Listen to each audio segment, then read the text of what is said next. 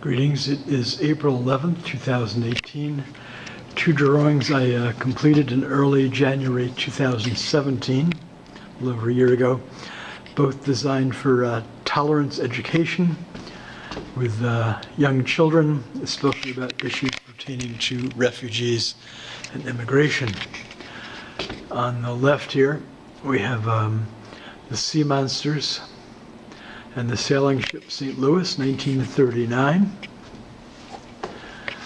And on the right, the drawing that followed called the Sea Beasties and the sailing ship St. Louis, 1939.